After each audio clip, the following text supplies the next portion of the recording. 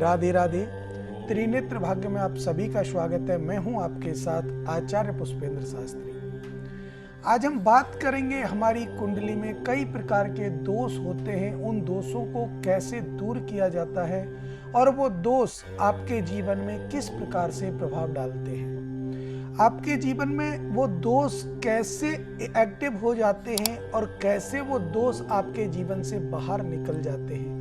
तो इन सब बातों पर आज हम बात करेंगे। तो जुड़िए हमसे और आपके टीवी स्क्रीन पर जो नंबर दिए जा रहे हैं उन पे आप कॉल करके अपने बारे में जान सकते हैं। कोई भी समस्या, कैसी भी समस्या अगर आपके जीवन में आ रही है तो आप दिए गए नंबरों पर कॉल करके अपना समाधान पा सकते हैं, समस्या का निवारण आप जान सकते हैं। क्योंकि जब कोई व्यक्ति अपने जीवन में दुखी होने लगता है तो वो दुखी होता चला जाता है और फिर उसका विश्वास भगवान से हट जाता है, परमपिता परमात्मा से हट जाता है और उसके मन में एक छोटी सी खिन्नता भरी जिंदगी रह जाती है।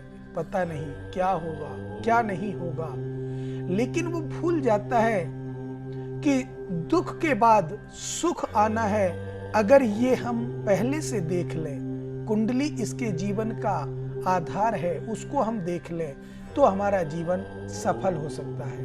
क्योंकि देखिए, आपने शीशा देखा है जिसको हम दर्पण बोलते हैं। शीशे के सामने जब आप खड़े हो जाते हैं तो आप अपना पूरा शरीर देख सकते हैं, चेहरा देख सकते हैं और कपड़ों पे कहां दाग लगा हुआ है, चेहरे पे किस जगह दाग है, वो सब आप देख सकते हैं शीशे से, शीशे के माध्यम से।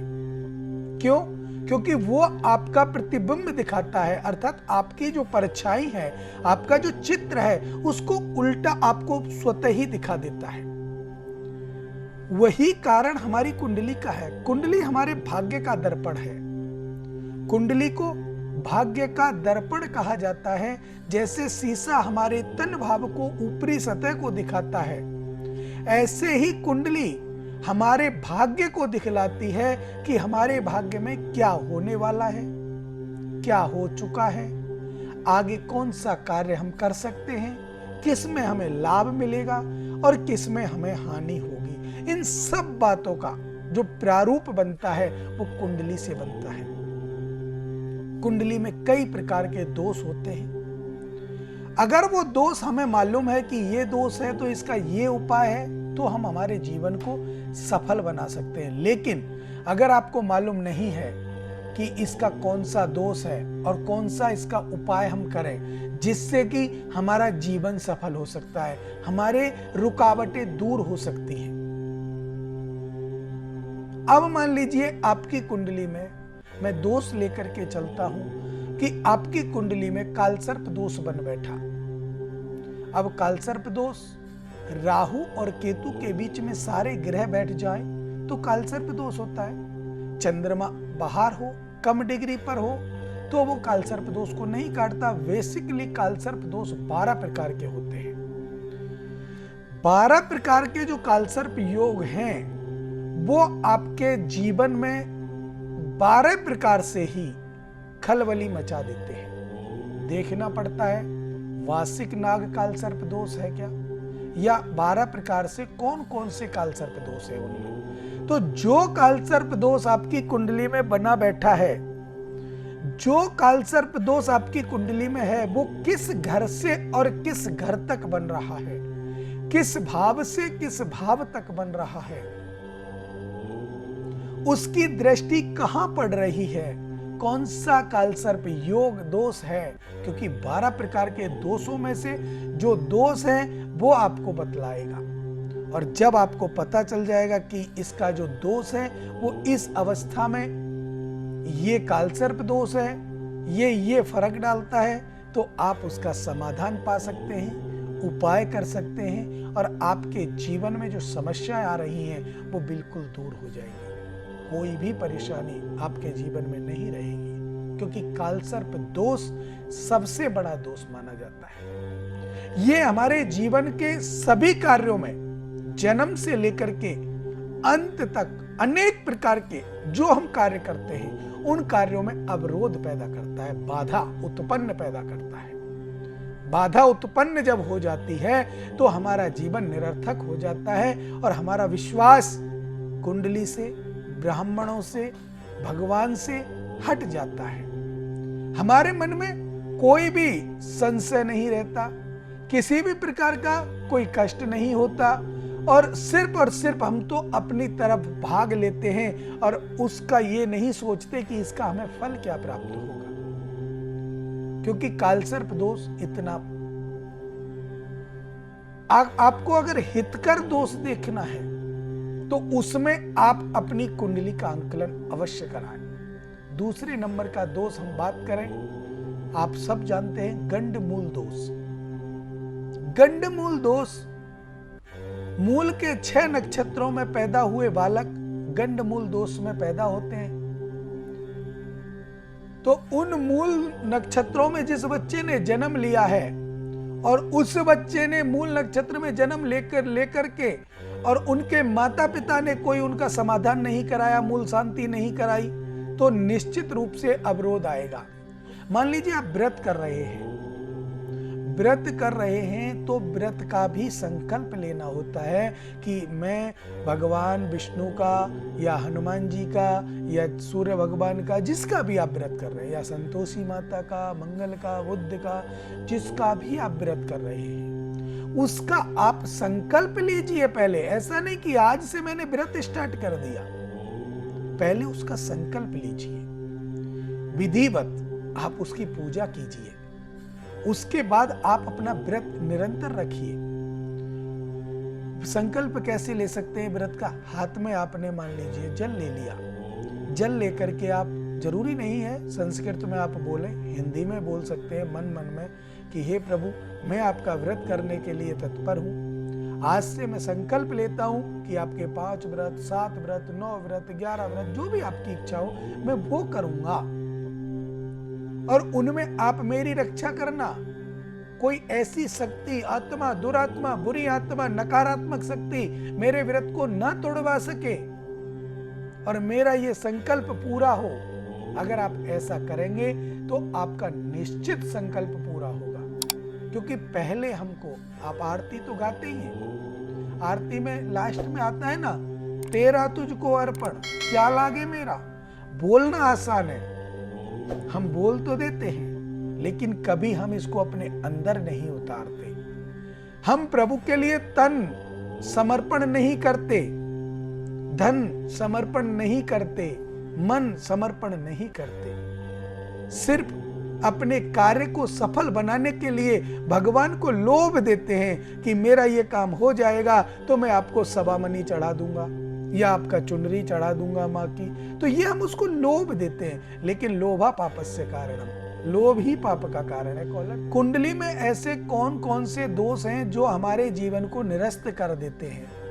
तो मेरी बात चल रही थी गंडमूल दोष को लेकर।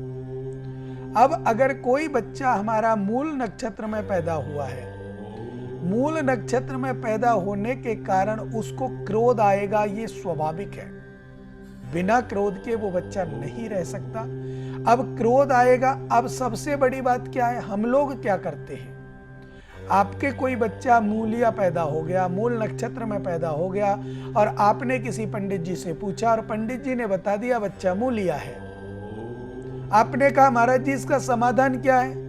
पंडित जी ने कहा इसका हवन होगा, 27 पेड़ के पत्ते आएंगे, 27 नलके का पानी आएगा, घोड़े के पैर के नीचे की मिट्टी आएगी, हाथी के पैर के नीचे की मिट्टी आएगी, चौराहे से कंकर आएंगे, सतनजा आएगा, जो भी हमारे ब्राह्मण आपको सामग्री बताते हैं।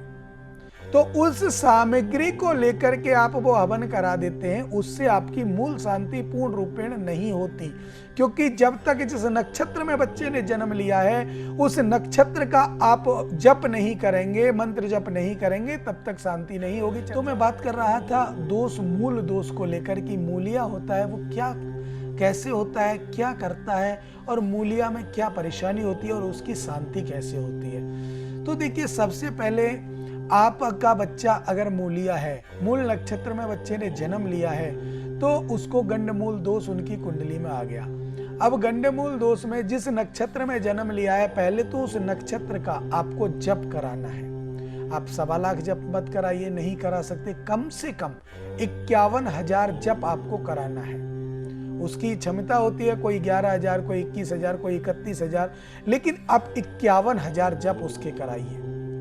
51,000 जप के बाद आप जिस दिन जप हो उस दिन लास्ट हो, यज्ञ हो ना हो, उस दिन सूर्य उदय से पहले सारी सामग्री एकत्रित करके जो मैंने अभी बताई थी वो उसको लेकर के उन्हें स्नान कराना है, फिर यज्ञ करना है, तब उनके निमित्त दान पुण्य करना है, तब जाके आपकी मूल शांति पूरी होती है। लेकिन मैं जो बात कर रहा हूं आज मूल गंडमूल दोष को लेकर के कि आपको करना क्या है, सबसे पहले तो मंत्र जप कराना है, उसके बाद जितना वेट है बच्चे का उतना सतनजा दान करना है, चांदी के मूल मूलनी का जोड़ा बनवा करके उनको उनके साथ स्नान कराना है, और विशेष रूप से जो आपने एकत्रित की है 27 पेड़ के पत्ते, 27 नल का पानी, कंकड़, मिट्टी, जो भी आप एकत्रित किए, जो भी सामग्री आपको ब्राह्मण देवता ने बताई है, उस सामग्री को आप स्नान में डाल, पानी वाले स्नान में डाल करके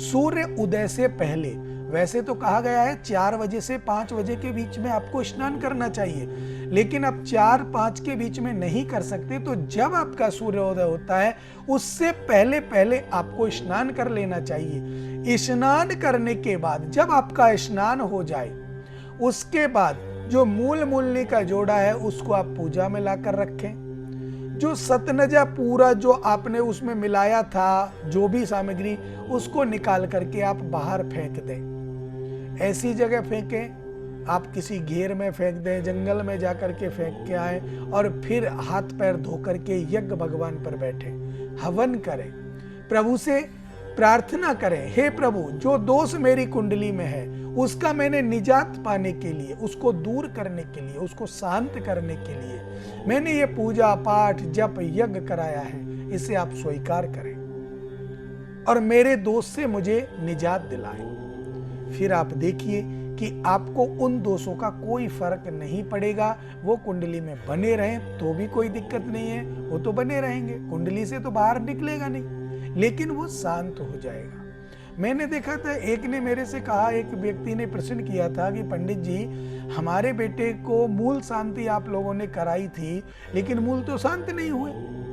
मूल तो आज भी पंडित जी के पास जाता हूं तो वो बतलाते मूल में है बच्चा। मैंने उनसे कहा, मैं भैया जब बच्चे का जन्म मूल में हुआ है तो मूल में ही रहेगा, जीवन भर नक्षत्र तो वो ही रहेगा उसका जो जन्म का है, लेकिन वो नक्षत्र हम नहीं हटाते, हम लोग सिर्फ उस नक्षत्र की जो शक्ति है उसको शांत करने का प्रयास करते हैं कि वो शांत हो जाए, आपका बच्चा शांत रहे। तो उन्होंने कहा ऐसा है, तो मैंने कहा मैं भाई जी सबसे बड़ी बात है, एक बार कुंडली बन गई तो उसके ग्रह बदलते नहीं है। अगर चतुर्थ भाव में सूर्य बिठा दिया किसी ब्राह्मण ने कुंडली बनाते समय, तो वो जीवन भर चतुर्थ भाव में ही बैठा रहेगा, वो 7वें में नहीं आएगा। लेकिन आयसिक में वो बदलते रहेंगे, क्योंकि वो मादशा, अंतरदशा, प्रत्यांतर दशा वो तो बदलती रहेगी। वो देखने का तरीका है कि अब ये सूर्य कहाँ है बैठा है, किस जगह चल रहा है, लेकिन जो कुंडली बन के आई है उसमें से तो नहीं बदलेगा, वो तो वहां जहां है स्थित, क्योंकि वो डिजिटल तो है नहीं कि आज सूर्य यहाँ बैठा है कल आके इधर आ जाएगा, परसों हुआ। वो तो मादशा बताएगी या अंतरदशा बताएगी या प्रत्यांतर दशा बताएगी कि कौन सी राशि पर सूर्य है, वो ब्राह्मण आपको बतलाएगा। कुंडली में जो दोष एक बार लग गया वो दोष हमेशा बना रहता है, सिर्फ उसकी शांति की जाती है, वो दोष दूर नहीं होता, उसको शांत किया जाता है। तो इन दोषों से जब व्यक्ति के मन में विकरालता आती है, क्रोध आता है, तो ये क्रोधित दोष है, इनको अगर आप शांत करते हैं तो उनके जो बनते कार्य बिगड़ते हैं वो भी इन्हीं दोषों के कारण बिगड़ते हैं। मान लीजिए मेरा कोई कार्य है और मैं मूलिया हूं या गंडमूल दोष मेरी कुंडली में है, मूल में मैंने जन्म लिया है और मुझे क्रोध अधिक आता है, तो मैं अपने सीनियरों से, अपने जूनियरों से, सबसे लड़ूंगा, तो मुझे कौन नौकरी करने देगा। तो वही कारण है कि समय का अभाव होता है। जिनका समय कॉल यहां नहीं लगा है वो हमारे संस्थान में कॉल कर सकते हैं। अब मुझे दें इजाजत, राधे राधे।